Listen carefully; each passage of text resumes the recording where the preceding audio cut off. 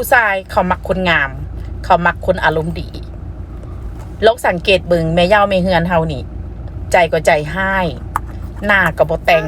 นุ่งเครื่องก็อายุอัญญะเนาะเผื่อมีลูกหลายคนนะคุณก็ปานก็ฟุยปานกระถังเนาะนอกจากนี้นะโวยวายเนาะนิสัยนะเป็นคือนางมาลายตลอดมันกงกันข้ามกับคนที่เป็นเมียน้อยเนาะคนที่ล้อท่าฟันผัวคนอื่นมันจะแต่งตัวดีและที่สำคัญมันจะมีกลิ่นหอมเย้ายวนผัวเขานอกจากนี้ยังบ่พออารมณ์ก็ดีหัวยิ้มแย้มแจ่มใสตลอด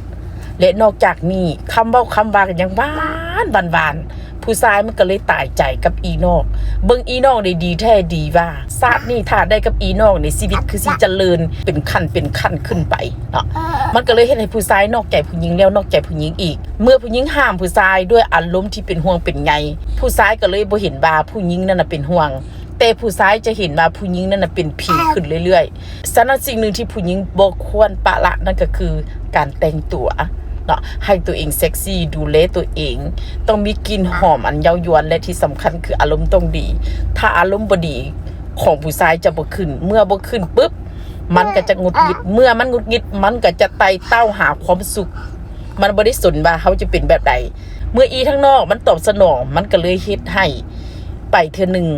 แล้วไปอีกเทื่อนึงไปที่2ที่3ที่4ที่5ไปมันก็เลยเฮ็ดให้ได้เมียน้อยโดยอัตโนมัติโดยที่ผู้ชายก็บ่รู้สึกตัวว่าตัวเองไปติดได้ตอนใดฉะนั้นสิ่งนี้คือสิ่งสำคัญที่สุดจื้อไว้เสมอว่าผู้ชายมักคนงามมักคนอารมณ์ดี